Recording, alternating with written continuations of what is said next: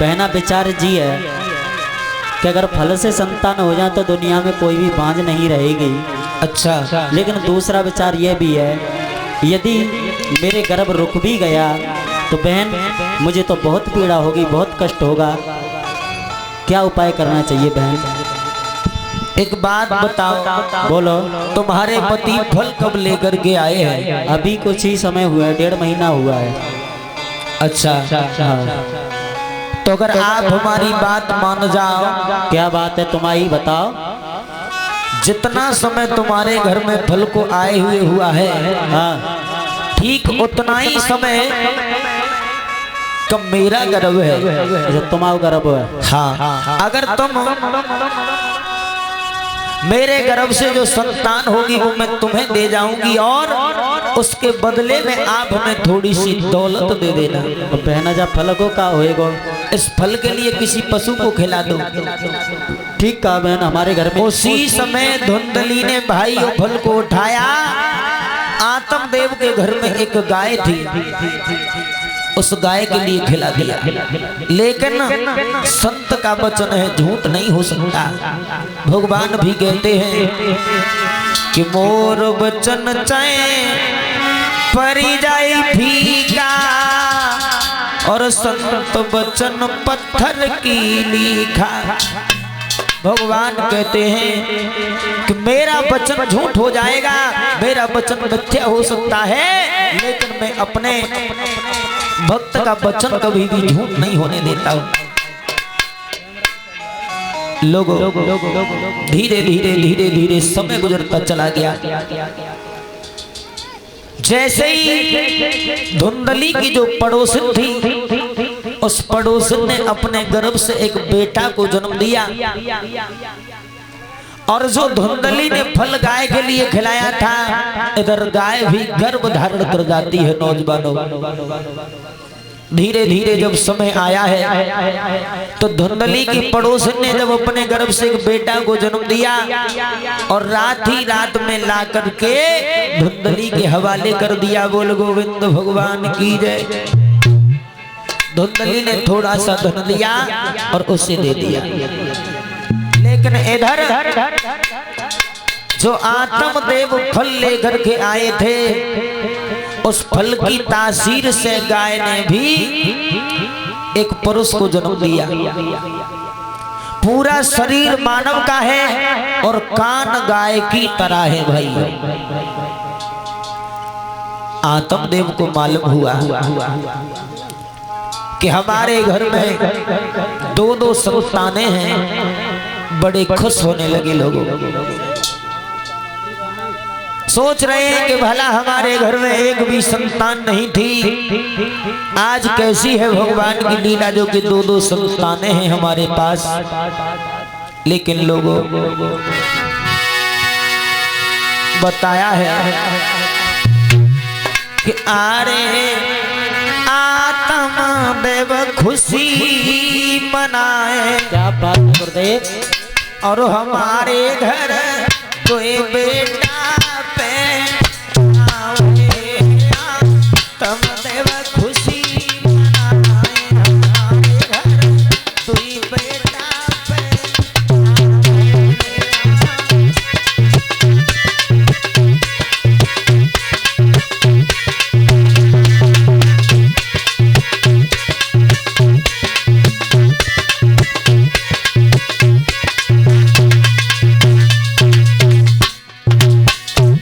बड़े प्रसन्न है महाराज आत्मदेव।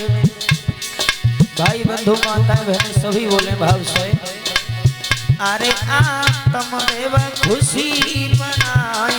हमारे घर तो ये लाला पे सांभे। आत्मदेव खुशी मनाए हमारे घर।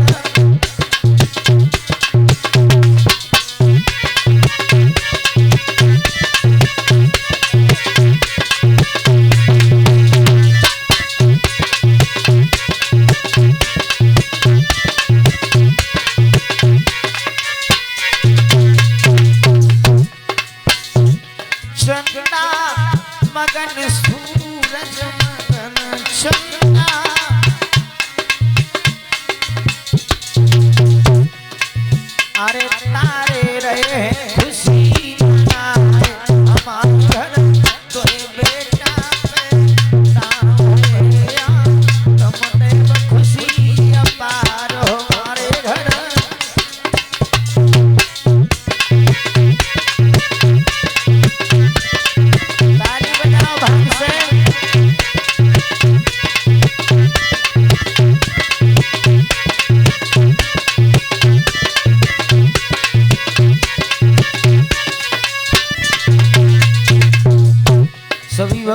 ताली बजा के बोलो भैया। कहा भी जाता है राम कथा सुंदर कर तारी और सुन से बेहद उड़ावन हारी।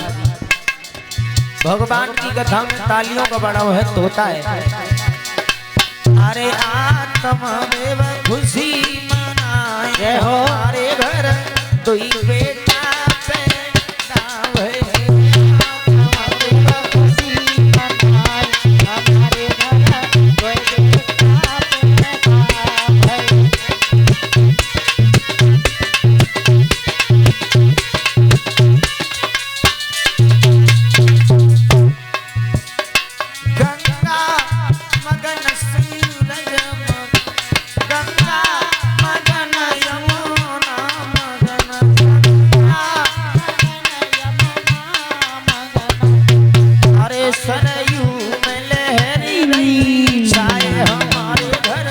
दुई बेटा पैदा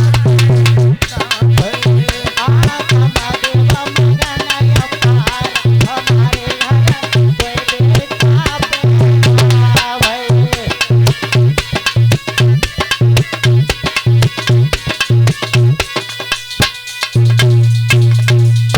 बोलिए भक्त। इधर विप्र आत्मदेव बड़े खुश हैं। धीरे धीरे धीरे धीरे समय गुजरा है। धुंधली ने आत्मदेव को अपने पास बुलाओ, कहने लगी दिया क्या बात है महारानी? एक बात सुनो हमारी। बोलो। मैं अपने बेटे का नाम स्वयं रखेंगे ना कि किसी से रखवाएं। अच्छा तुम खुद रखो ही? हाँ। एक बात बताएं, क्या?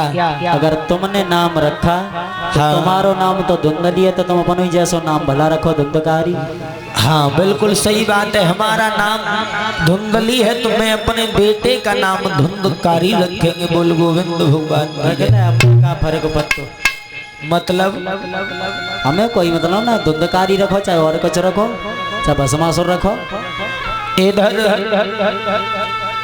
जिस बच्चे ने गाय के गर्भ से जन्म लिया था, विप्र आत्मदेव ने उसका नामकरण संस्कार जब कराओ है, शुभ मुहूर्त देखने के बाद ब्राह्मणों ने उसका नाम रखा है गोकर्ण। यानी पूरा शरीर मानव का है और कान केवल गाय की तरह है। लोगों धीरे धीरे धीरे धीरे समय गुजरता चला गया लोगों, लेकिन गोकर्ण और धुंधकारी के रहन सहन और वार्तालाप में बहुत बड़ा अंतर हो गया भाई। गोकर्ण प्रातः काल उठते हैं, भगवान का भजन करते हैं, अपनों से बड़ों का सम्मान करते हैं, संतों के पास में जाते हैं, सत्संग सुनते हैं। लेकिन वो धुंधकारी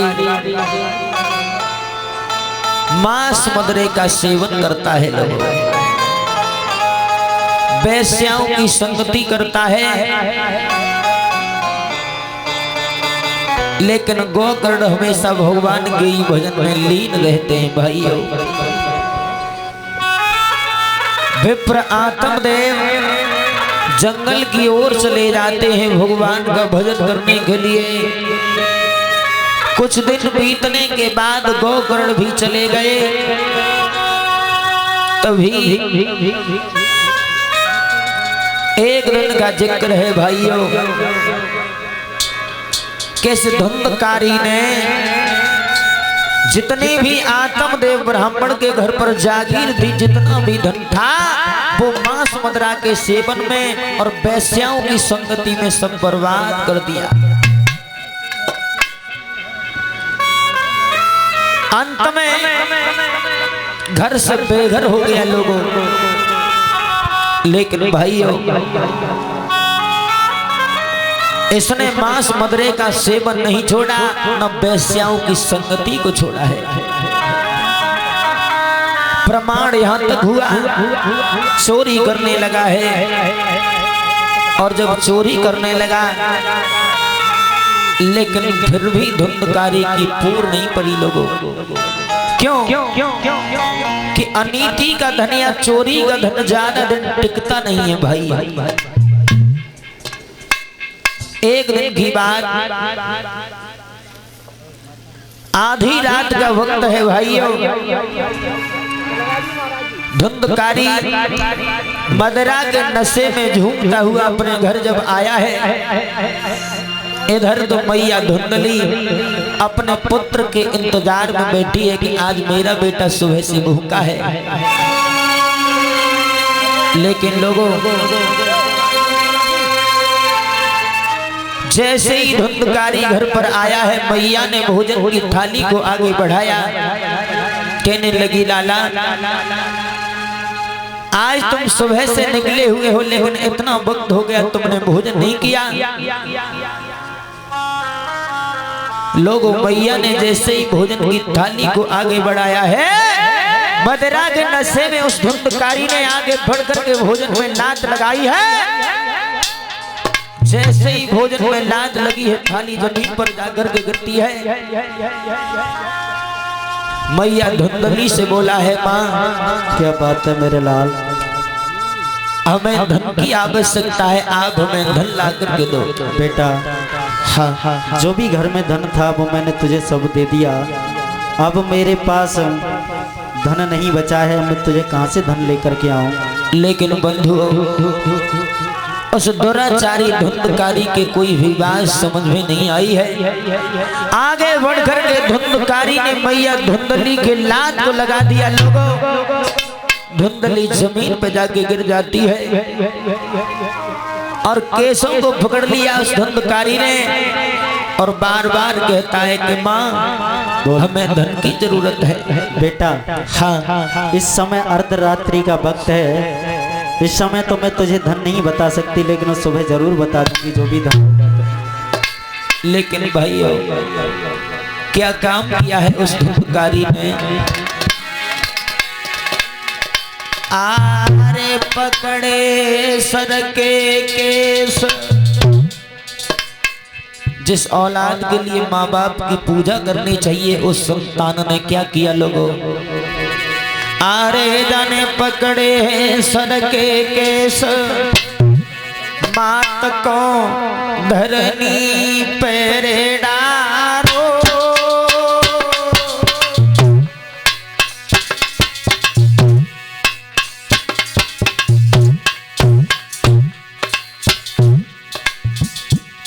जन दई लाठी सो मारू बताइए जेबर कहाँ गाड़ो। लाठियों का प्रहार करने लगा है और कहता है, माँ हमें धन ला करके दे मेरी माँ। जानी तई लाठी से मारू बताए कहीं जेबर कहाँ गाड़ो।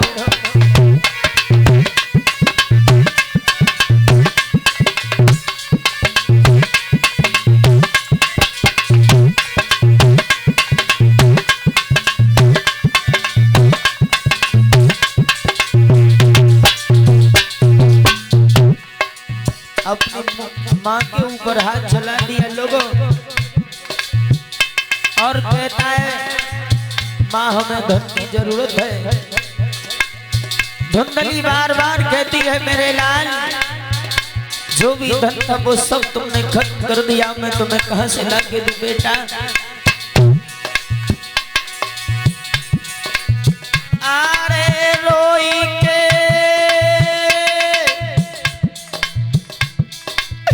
बोली महनारी,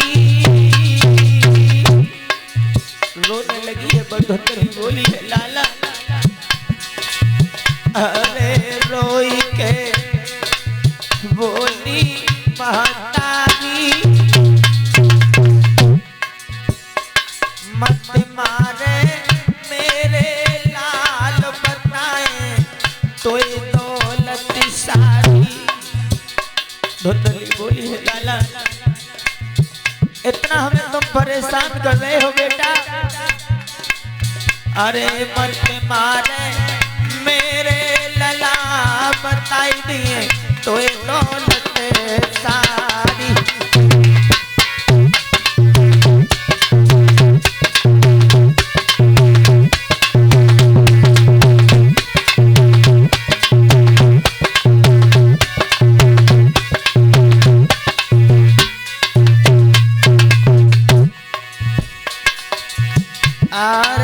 पुत्र भयो ऐसो बलदाई। अरे लला भयो ऐसो बलदाई। कोई पुत्र पिटाई के मारे कुआं में गिर गई महतारी। जैसे ही धुंधकारी ने ज्यादा ही अत्याचार किया है, धुंधली ने कहा बेटा थोड़ी देर रुक जाओ, मैं तुम्हें जितना भी धन है वो सब दे दूंगी। घर से बाहर कुआं था लोगों। मैया धुंधली ने कुएं में कूद करके अपने प्राणों को गंवा दिया। भैया कोई पुत्र पिटाई के मारे कुआं में गिर गई माताजी।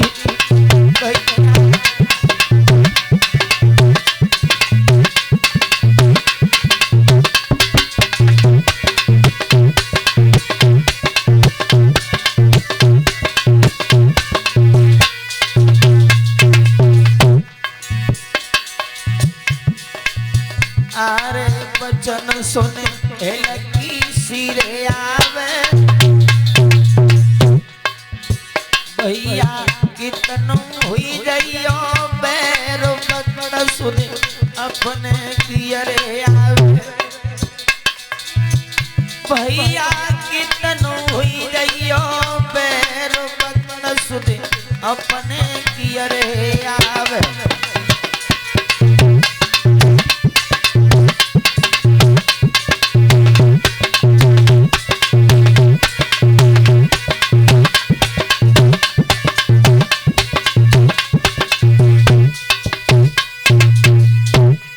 बोलिए भक्तवत्सल भगवान की जय।